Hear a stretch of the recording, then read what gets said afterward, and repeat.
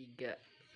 Baik ibu-ibu, setelah kita mempelajari materi kita hari ini tentang pentingnya gizi dan layanan kesehatan bagi ibu hamil. Dari materi ini kita bisa menyimpulkan bersama. Tapi sebelum kita simpulkan bersama, ayo ibu-ibu kita lihat di belakang. Yang pertama, kita simpulkan bahwa ibu hamil makan makanan bergizi seimbang. Kita telah menjelaskan tadi di awal bahwa makanan gizi seimbang itu makanan yang mengandung karbohidrat, protein, vitamin, dan juga mineral. Nah, ibu-ibu, itulah makanan gizi seimbang yang wajib dikonsumsi oleh ibu hamil. Nah, yang kedua, ibu-ibu, ibu hamil harus periksa ke puskesmas minimal 4 kali selama kehamilan. Nah, ibu hamil itu wajib memeriksakan kandungannya itu minimal 4 kali dalam sebulan. Ini minimal ya ibu-ibu, bahwa pentingnya itu memeriksakan kondisi kehamilan kita ke puskesmas agar kita bisa mengetahui kondisi dari ibu hamil maupun janin yang ada di dalam kandungan. Kemudian yang ketiga, konsumsi TTD setiap hari selama kehamilan.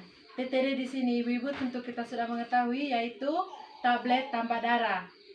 Nah, ibu-ibu kalau kita telah memeriksakan kesehatannya ke puskesmas itu, tentu tenaga medisnya itu atau bidan akan memberikan kita obat tambah darah. Nah, obat tambah darah ini ibu-ibu harus dikonsumsi setiap hari selama kehamilan.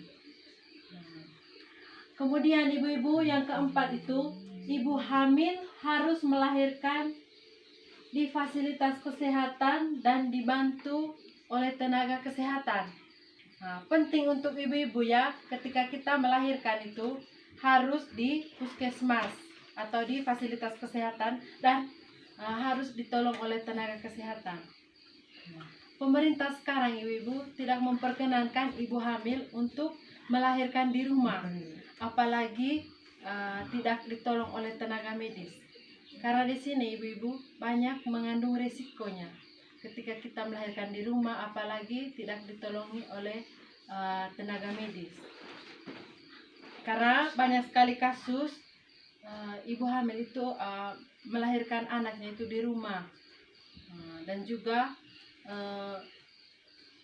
ada akibat pendarahan, maka ibu tersebut tidak bisa tertolong karena jauh dari atau tidak melahirkan di fasilitas kesehatan, juga tidak ditolong oleh tenaga medis atau bidan.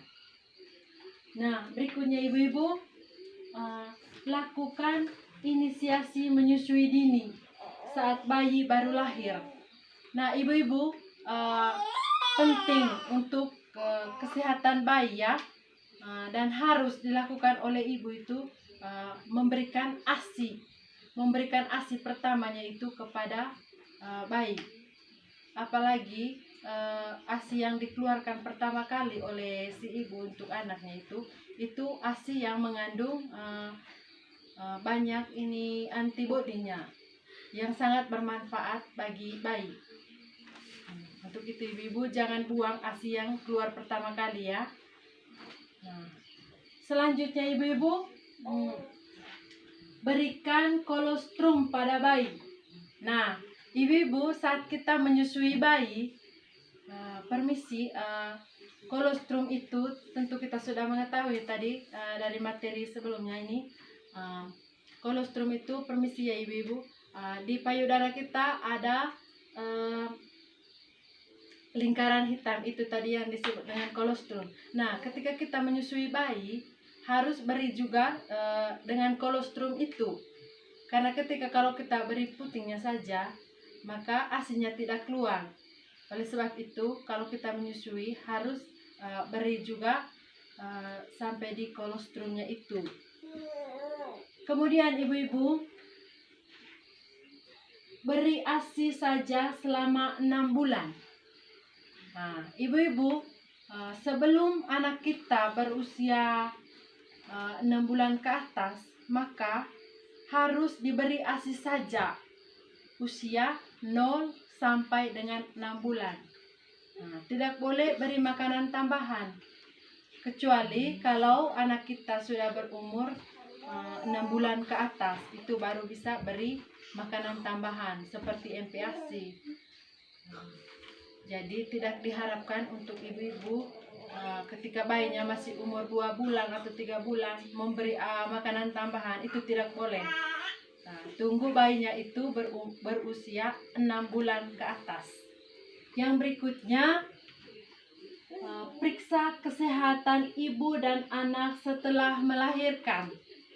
Ibu-ibu, ketika kita sudah melahirkan atau ibu hamil telah melahirkan, itu wajib memeriksakan kesehatannya, kesehatan dari ibu itu dan juga anaknya, karena supaya tahu kondisi dari ibu yang telah melahirkan itu dengan kondisi dari si bayi.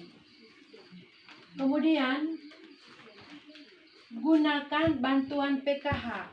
Ibu-ibu, saya tekankan, gunakan bantuan PKH dan BPNT untuk membeli beras, telur, dan juga minyak. Juga uang PKH itu harus digunakan pula untuk menambah asupan protein, ya, untuk menambah asupan protein seperti ikan, tempe, tahu, dan juga ayam. Dan perlu ibu ketahui, kurangi konsumsi makanan yang mengandung gula, atau kurangi penggunaan gula. Berikutnya, gunakan bantuan PKH dan BPNT untuk membeli beras, telur, dan juga minyak.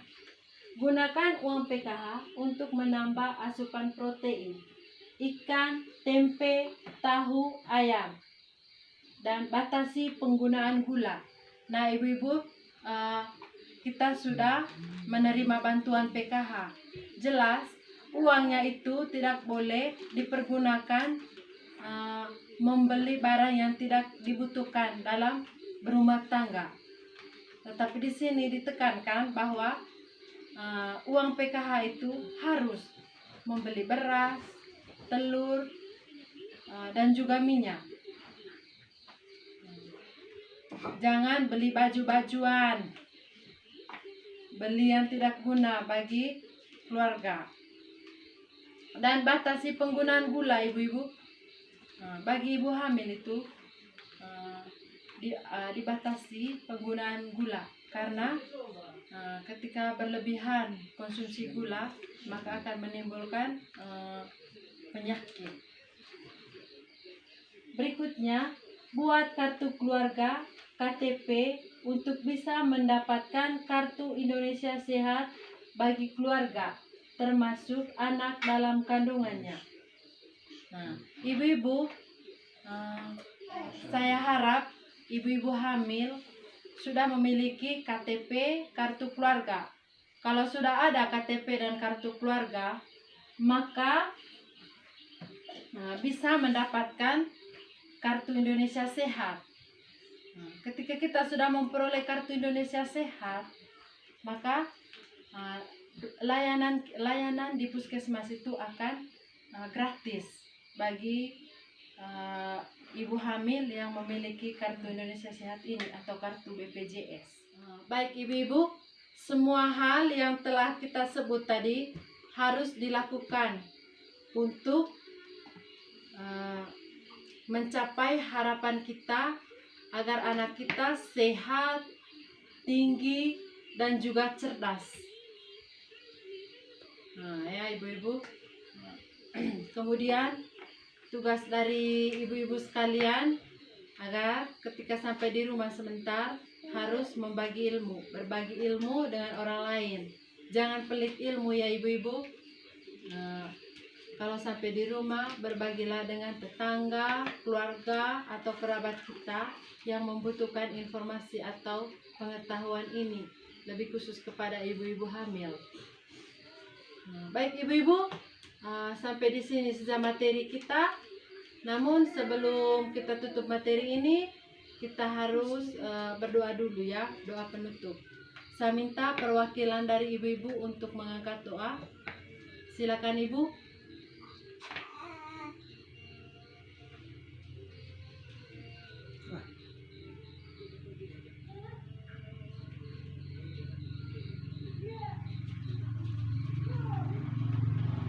Ya, terima kasih ibu-ibu. Sekarang ini saya menyampaikan terima kasih banyak untuk kehadiran dari ibu-ibu semua atas partisipasinya tadi dalam kegiatan pembelajaran kita. Kiranya apa yang kita peroleh, apa yang kita dapat dari materi ini, kita dapat memahaminya dan juga bermanfaat bagi kehidupan kita. Terus dan juga di tempat ini saya memohon maaf, mungkin ada salah kata tadi saat menjelaskan, atau ada kata yang dapat menyinggung perasaan dari ibu-ibu ketika saya menjelaskan materi ini. Di tempat ini pula saya mohon maaf. Baik ibu-ibu, terima kasih untuk kehadiran dari ibu sekalian tadi, dan juga atas partisipasinya dalam pembelajaran kita hari ini. Kiranya materi apa yang telah kita peroleh hari ini dapat bermanfaat bagi kehidupan kita. Dan juga saya memohon maaf, mungkin ada salah kata atau tutur kata saya yang dapat yang menyakiti hati dari ibu-ibu sekalian. Untuk itu saya mohon maaf. Dan sampai jumpa di pertemuan berikutnya. Terima kasih.